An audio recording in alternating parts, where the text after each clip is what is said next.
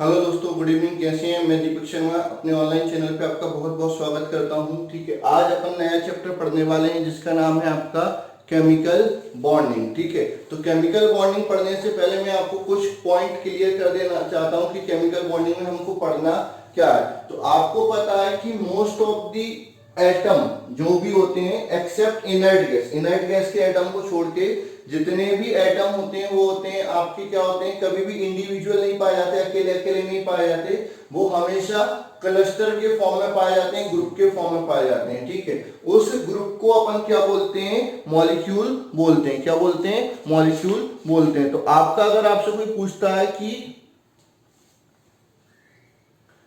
Molecule क्या होता है, तो पहले केमिकल बॉन्डिंग पढ़ने से पहले अपन को पता होना चाहिए कि मॉलिक्यूल क्या होता है। मॉलिक्यूल, ठीक है, तो the cluster of atom of same or different element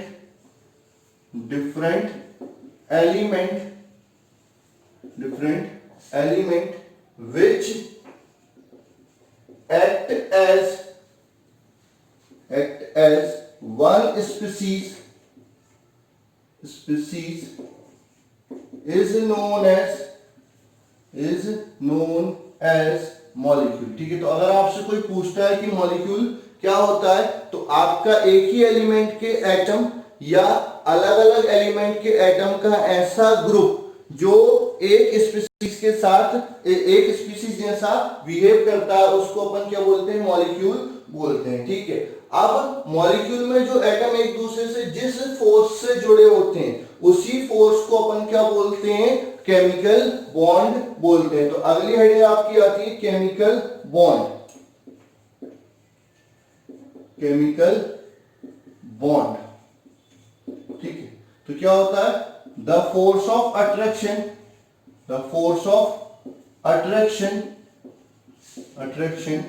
by which two atom in a molecule bind together। ठीक है, तो आपका क्या होता है? केमिकल बॉन्ड क्या होता है? एक फोर्स ऑफ अट्रैक्शन होता है जिसके कारण एक मॉलिक्यूल में दो एटम एक दूसरे से क्या होते हैं? जुड़े रहते हैं। उस फोर्स ऑफ अट्रैक्शन को आपका क्या बोला जाता है? केमिकल बॉन्ड बोला जाता है। ठीक है, या फिर और द यूनियन ऑफ टू और more than two or more than two atom, generally two atom के लेते हैं, involving redistribution of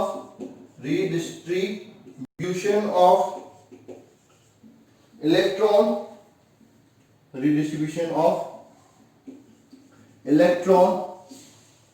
is known as chemical bond. ठीक है, क्या होता है आपका कि जब केमिकल बॉन्ड होता है तो इलेक्ट्रॉन डेंसिटी जो होती है, इलेक्ट्रॉन क्लाउड जो होता है, या इलेक्ट्रॉन का ही क्या हो जाता है? रीडिस्ट्रीब्यूशन हो जाता है। उस प्रोसेस से जो आपका यूनियन बनता है उसको अपन क्या बोलते हैं? केमिकल बॉन्ड बोलते हैं। ठीक है, अब ये जो बॉन्ड प्रोसेस फॉर्मेशन होता है वो क्यों होता है? आप समझो क्या होता है कि ये एक एटम है, ये न्यूक्लियस है, ये एक एटम है, ये न्यूक्लियस है। ठीक है, अब इसमें क्या होगा कि इन न्यूक्लियस के बीच में क्या होगा? रिपल्शन होगा। इलेक्ट्रॉन के बीच में भी रिपल्शन होगा, लेकिन इस न्यूक्लियस के और इसके इलेक्ट्रॉन के बीच में क्या होगा? अट्रैक्शन होगा। ये रिपल्शन हो रहा था, ये रिपल्शन हो रहा था, और इसके न्यूक्लियस और इसके इलेक्ट्रॉन के बीच में क्या हो जाएगा? अट्रैक्शन हो जाएगा। तो यहां पर दो फोर्स लग रहे हैं, दो टाइप के रिपल्शन लग रहे हैं और दो टाइप के अट्रैक्शन लग रहे हैं। ठीक है, अब if attractive force become greater than repulsive force,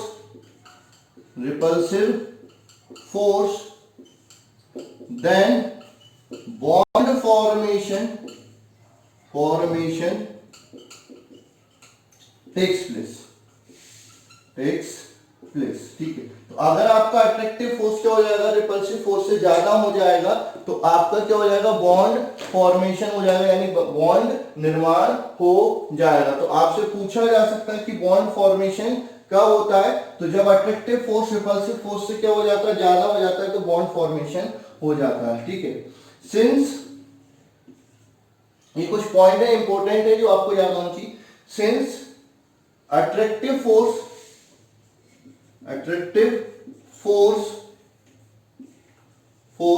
become greater than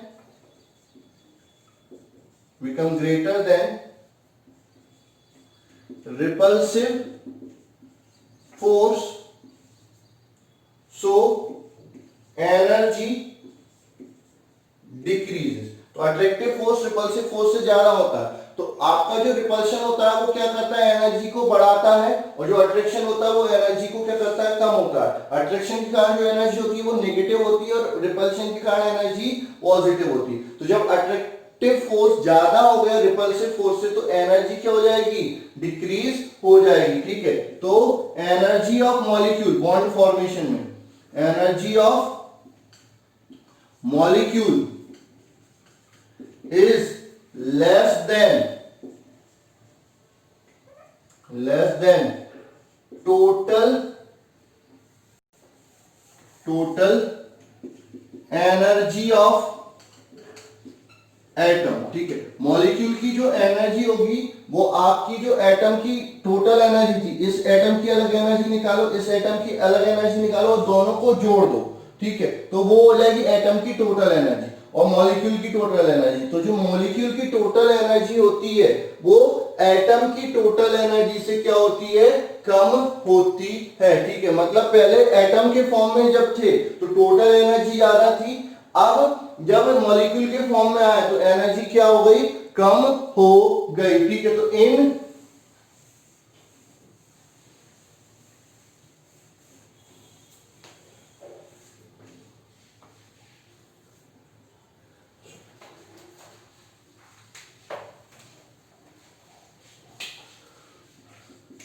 in bond formation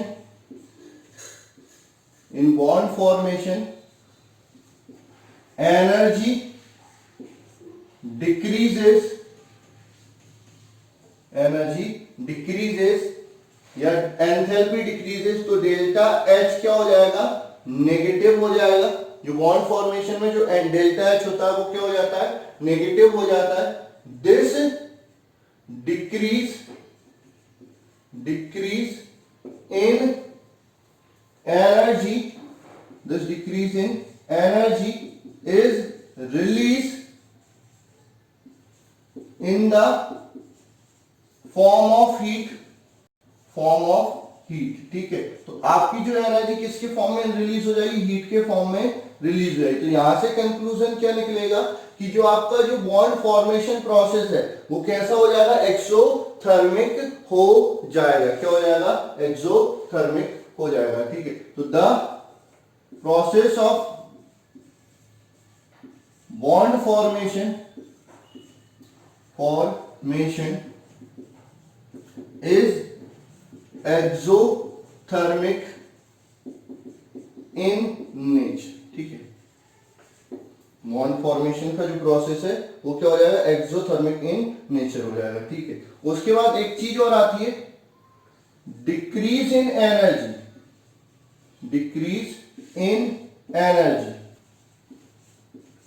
is proportional to bond strength. मतलब जितनी ज्यादा एनर्जी क्या हो जाएगी, कम हो जाएगी, या जितनी एनर्जी रिलीज होगी वो किसके प्रोपोर्शनल हो जाएगी, बॉन्ड स्ट्रेंथ के प्रोपोर्शनल हो जाएगी। मींस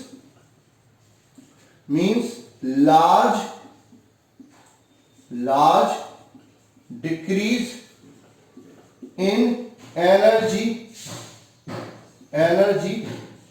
bond will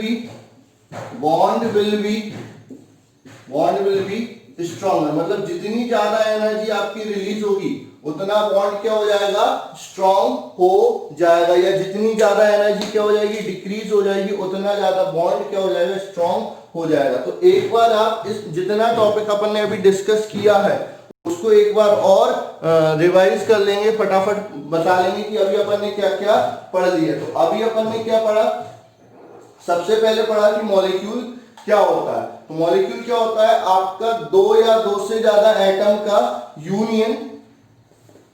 यूनियन जो क्या होते हैं एक स्पीशीज की तरह वर्क करते हैं, उसको अपन क्या बोलते हैं, मॉलिक्यूल बोलते हैं। ये एक ही एलिमेंट के भी हो सकते हैं और अलग अलग एलिमेंट के भी हो सकते हैं, ये क्या कहलाता है, मॉलिक्यूल। अच्छा, एक मॉलिक्यूल में एटम जिस फोर्स से जुड़े रहते हैं उस फोर्स को क्या बोलते हैं, केमिकल बॉन्ड। तो केमिकल बॉन्ड आपके माइंड में क्लियर हो जाना चाहिए कि केमिकल बॉन्ड क्या होता है, the force of attraction which hold the atom in a molecule is known as chemical bond। ठीक है, उसके अलावा अपन ने ये भी पढ़ा था कि बॉन्ड को इस तरह से अपन बता सकते हैं, ये क्या होता है, यूनियन होता है किसका, दो और दो से ज्यादा एटम का, जिसमें रिडिस्ट्रीब्यूशन हो जाता है किसका, इलेक्ट्रॉन बॉन्ड का, उसको अपन क्या बोलते हैं, केमिकल बॉन्ड बोलते हैं। ठीक है, अब अपन बात करते हैं कि केमिकल बॉन्ड जब बनता है तब क्या होता है। तो केमिकल बॉन्ड बनता है तो इसमें क्या होता है, एनर्जी का डिक्रीज हो जाता है। पहली बात तो ऐसा क्यों होता है, केमिकल बॉन्ड कब बनता है कि जब दो एटम एक दूसरे के पास में आते हैं, उसमें दोनों टाइप के फोर्स लग रहे हैं, एक रिपल्सिव फोर्स लग रहा है और एक अट्रैक्टिव फोर्स लग रहा है। जब अट्रैक्टिव फोर्स क्या हो जाता है, ज्यादा हो जाता है किससे, रिपल्सिव फोर्स से, तो क्या हो जाता है, बॉन्ड फॉर्मेशन हो रहा है। क्या होता है, बॉन्ड फॉर्मेशन हो रहा है। चूंकि अट्रैक्टिव फोर्स ज्यादा है रिपल्सिव फोर्स से, तो जो एनर्जी है वो क्या हो जाएगी, कम हो जाएगी। ठीक है, अब ये जो एनर्जी कम हो रही है तो इससे क्या होगा कि मॉलिक्यूल की जो एनर्जी होगी वो एटम की एनर्जी से कम हो जाती है। जो मॉलिक्यूल की एनर्जी है वो एटम की एनर्जी से कम हो जाती है। टोटल एटम, मतलब एक एटम से नहीं, दोनों एटम की जितनी एनर्जी थी उससे क्या हो जाएगी, कम हो जाएगी। अब ये जो डिक्रीज इन एनर्जी है वो किसके फॉर्म में रिलीज होगी, in the form of heat release हो जाएगी। तो जो बॉन्ड फॉर्मेशन का जो प्रोसेस होता है वो एक्सोथर्मिक नेचर का होता है, इसमें जो चेंज इन एंथैल्पी होगी वो डेल्टा नेगेटिव। हाँ, एनर्जी जितनी कम होगी, मतलब जितनी एनर्जी रिलीज होगी, उतना ज्यादा जो प्रोसेस होगा या उतना ज्यादा जो बॉन्ड की स्ट्रेंथ होगी उतनी ही ज्यादा होगी। मतलब जितनी ज्यादा एनर्जी रिलीज हो रही, बॉन्ड उतना स्ट्रॉन्ग होगा, उसको तोड़ने के लिए उतनी ही ज्यादा एनर्जी बाद में लगेगी। ठीक है, अब बात आती है कि वही सीधी सी बात है कि ये जो एटम थे वो अलग अलग थे, तब अलग अलग क्यों नहीं रहे, ये एक साथ क्यों आ गए, मतलब इन्होंने बॉन्ड क्यों बनाया, क्या जरूरत पड़ गई इनको बॉन्ड बनाने के लिए। तो बॉन्ड बनाने के लिए नीड क्यों पड़ती है, उसके बारे में अपन बात करते हैं। तो cause of chemical combination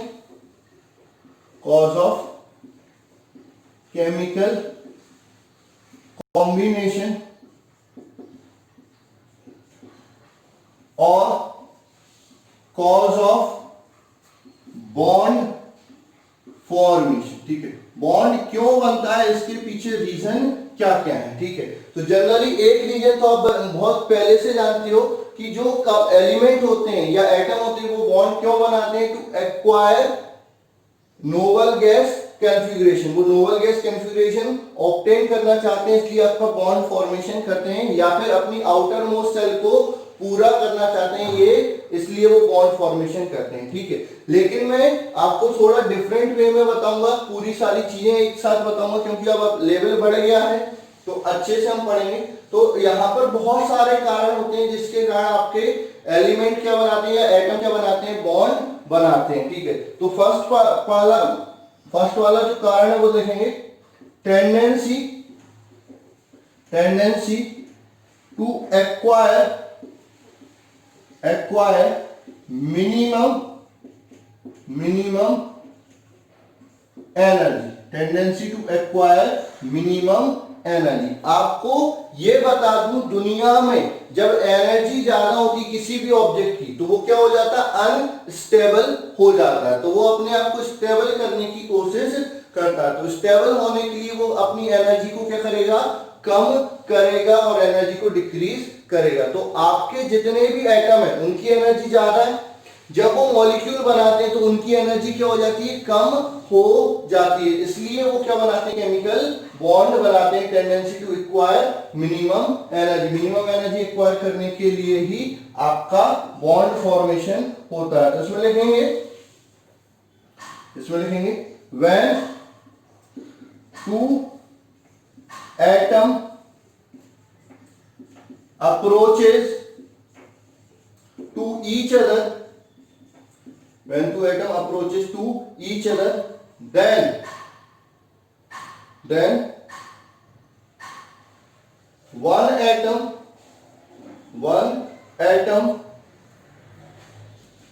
attract electron of other atom due to this attraction energy decreases, ठीक है, due to this energy decreases. ठीक है, तो आपका क्या हो जाता है कि जब एटम आपके पास में आते हैं तो आपका जो एक एटम का जो न्यूक्लियस होता है वो दूसरे एटम के इलेक्ट्रॉन को क्या करता है, अट्रैक्ट करता है। इसके कारण ये एनर्जी क्या हो जाती है, कम हो जाती है। while nucleus repel each other due to which energy increases when attractive force become more than repulsive force, then bond formation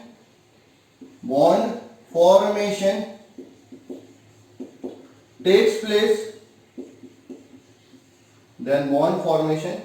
place, due to decrease in energy। तो जितने भी आपके एटम होते हैं वो एक दूसरे से कंबाइन क्यों होते हैं, मॉलिक्यूल बनाते हैं। क्यों बनाते हैं, कि जिससे उनकी एनर्जी क्या हो जाती है, डिक्रीज हो जाती है। ठीक है, तो आपका जो अट्रैक्शन होगा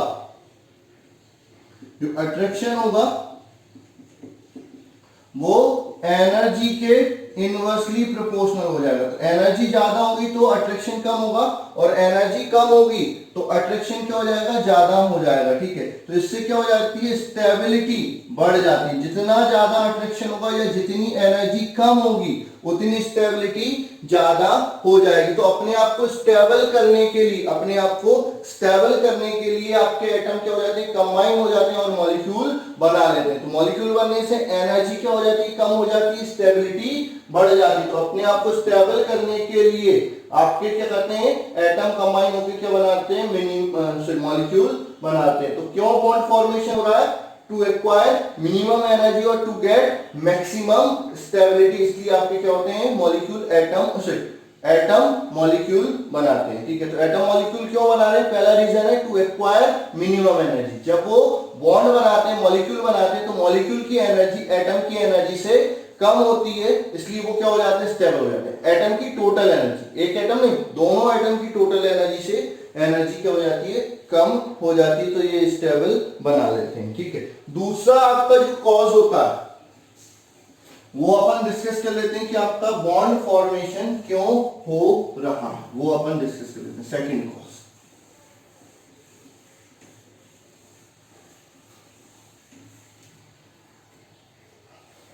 सेकेंड कॉज आएगा tendency to acquire noble gas configuration. ठीक है, तो इसमें सीधी सी बात आती है, एटम कंबाइन टुगेदर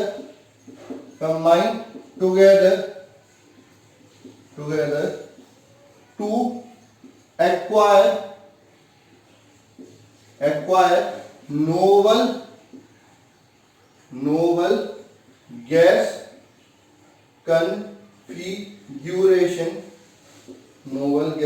configuration, ठीक है, that is NH2NP6, ठीक है, in chemical bonding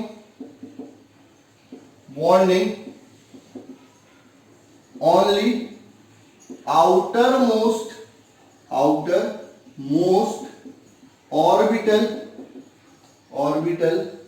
are participating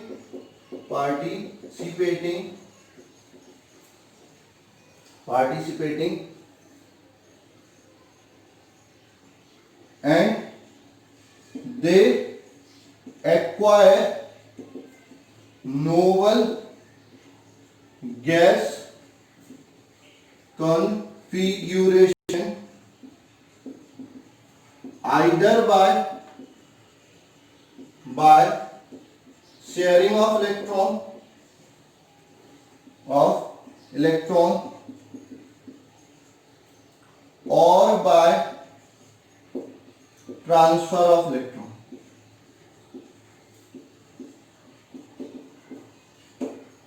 ठीक है, तो आपका सेकंड जो इंपॉर्टेंट आता है जो कि आपका कि एटम केमिकल बॉन्ड क्यों बनाते हैं, तो एटम केमिकल बॉन्ड इसलिए बनाते हैं कि आपका उनका जो आउटर मोस्ट सेल है उसका कन्फिगरेशन नोबल गैस की कन्फिगरेशन ऐसे हो जाए, मतलब उनके आउटर मोस्ट सेल में कितने इलेक्ट्रॉन हो जाए, NH2NP6। ये कन्फिगरेशन ऑब्टेन करने के लिए आपके एटम क्या होते हैं, एक दूसरे से ओवरलैप करते हैं या फिर एक दूसरे के साथ कंबाइन होके मॉलिक्यूल बनाते हैं। तो बॉन्ड फॉर्मेशन में आपका ये जो नोबल गैस कन्फिगरेशन कैसे ऑब्टेन किया जाता है, या तो वो इलेक्ट्रॉन को क्या कर देते हैं, शेयर कर लेते हैं, या फिर इलेक्ट्रॉन का क्या कर देते हैं, कंप्लीट ट्रांसफर कर देते हैं। तो इस तरह से आपका एटम क्या करता है, नोबल गैस कन्फिगरेशन ऑब्टेन कर लेता है, इससे बॉन्ड बन जाता है। तो दो हो गए, पहला कॉज क्या हो गया, टू एक्वायर मिनिमम एनर्जी, दूसरा हो गया to acquire noble gas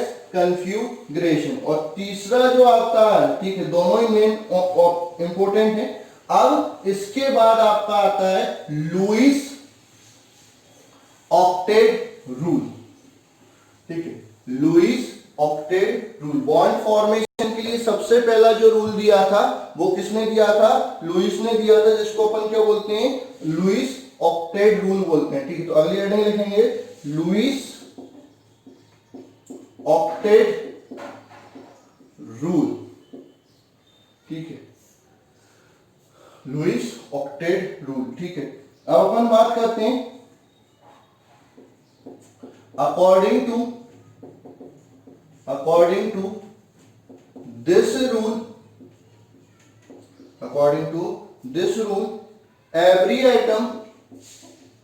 every atom has tendency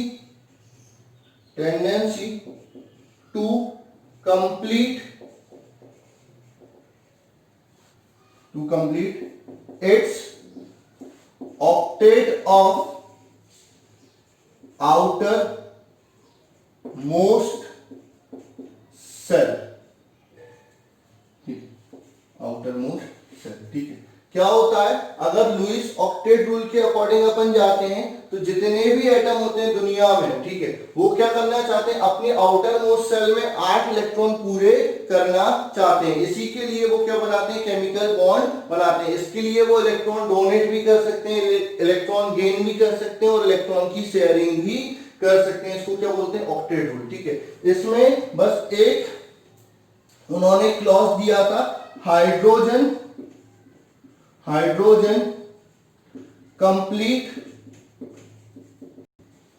it's duplet. ठीक है, हाइड्रोजन ऑक्टेट कंप्लीट नहीं करती, हाइड्रोजन क्या करती है, डुप्लेट कंप्लीट करती है, ठीक है। अब इसमें स्टार्ट लिखेंगे फॉर दिस और टू एक्वायर इनर्ट गैस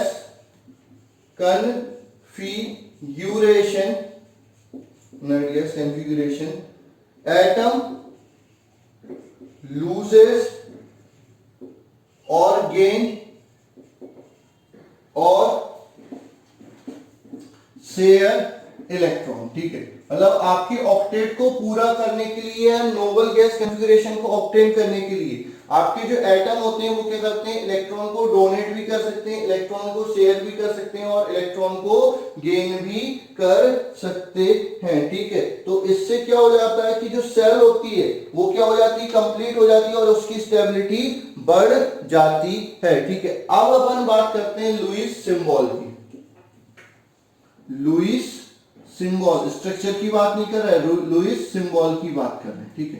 तो लुईस सिंबल में क्या होता है, किसी भी एलिमेंट का अगर आपको लुईस सिंबल बनाना है तो उसके लिए आप क्या करेंगे, उस एलिमेंट का सिंबल और उसकी आउटर मोस्ट सेल में जितने इलेक्ट्रॉन हैं उतने डॉट या उतने क्रॉस बना लेते हैं। जनरली डॉट बनाते हैं। सोडियम का लुईस सिंबल बनाना तो सोडियम Na लिखा।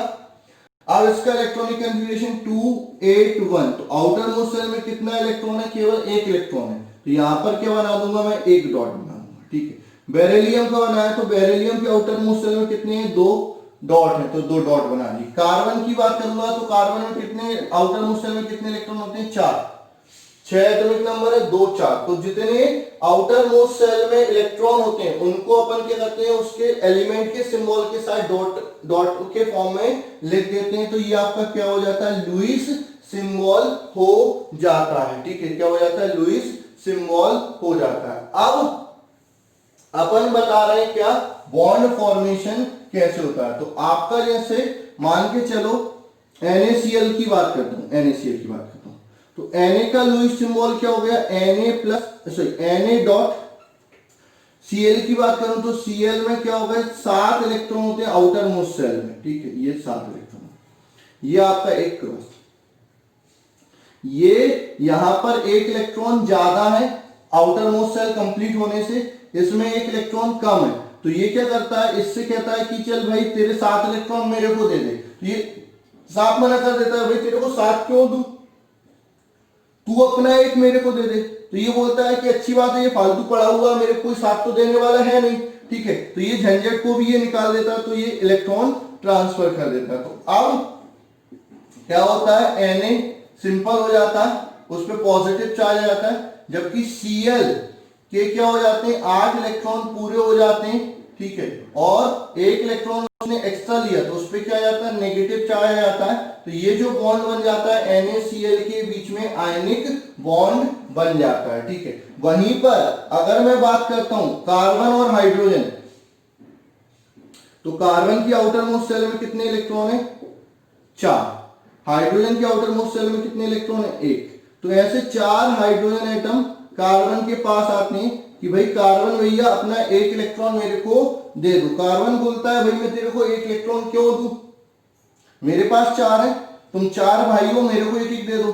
तो बोलते हैं ऐसा करते हैं ना, हम तेरे को देते हैं, हम ना तू हमको दे, अपन इलेक्ट्रॉन की क्या कर लेते हैं, शेयरिंग कर लेते हैं। जब तेरे को जरूरत हो तू ले लेना, जब मेरे को जरूरत होगी तो मेरे को दे देना, ठीक है। तो ये क्या कर लेते हैं, इलेक्ट्रॉन की शेयरिंग कर लेते हैं। अब इसकी भी ऑक्टेट पूरी हो गई और इसकी क्या हो गई, डुप्लेट पूरी हो गई, इसकी भी डुप्लेट पूरी हो गई, इसकी भी डुप्लेट पूरी हो गई और इसकी भी डुप्लेट पूरी हो गई, ठीक है। तो ये हो जाता है आपका केमिकल बॉन्ड फॉर्मेशन। यहां पर इलेक्ट्रॉन की शेयरिंग हुई, यहां पर इलेक्ट्रॉन का ट्रांसफर हुआ, ठीक है। तो आपका जो ऑक्टेट रूल क्या बोलता है, ऑक्टेट रूल सिंपल इतना बोलता है कि कोई भी एलिमेंट का एटम क्या करता है, उसमें ये टेंडेंसी होती है कि वो आउटर मोस्ट सेल की ऑक्टेट को पूरा करना चाहता है। इसके लिए वह कुछ भी कर सकता है, कुछ भी मतलब इलेक्ट्रॉन को डोनेट भी कर सकता है, इलेक्ट्रॉन को गेन भी कर सकता है और इलेक्ट्रॉन को शेयर भी कर सकता है। तो इस तरह से जो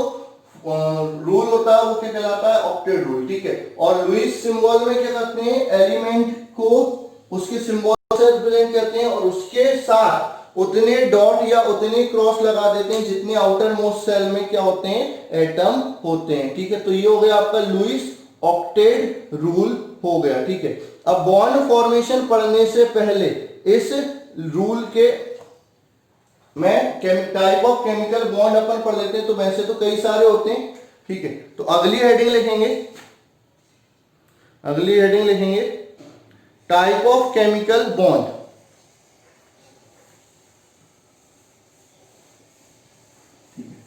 टाइप ऑफ केमिकल बॉन्ड। ठीक है,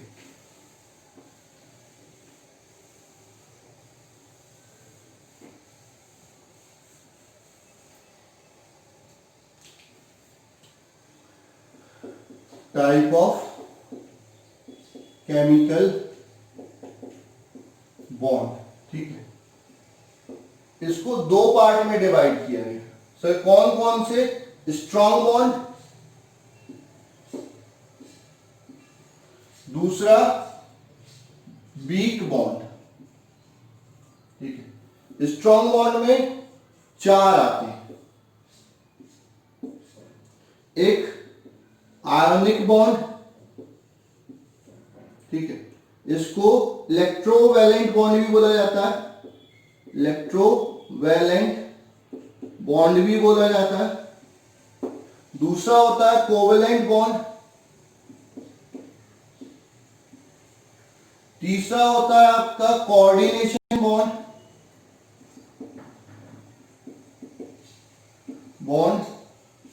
चौथा होता है आपका मेटेलिक बॉन्ड। ये 4 टाइप के स्ट्रॉन्ग बॉन्ड होते हैं। 2 वीक बॉन्ड अपन बात करें तो 2 वीक बॉन्ड कौन सा होगा? सबसे पहला हो जाएगा हाइड्रोजन बॉन्ड। कौन सा हो जाएगा? Hydrogen bond.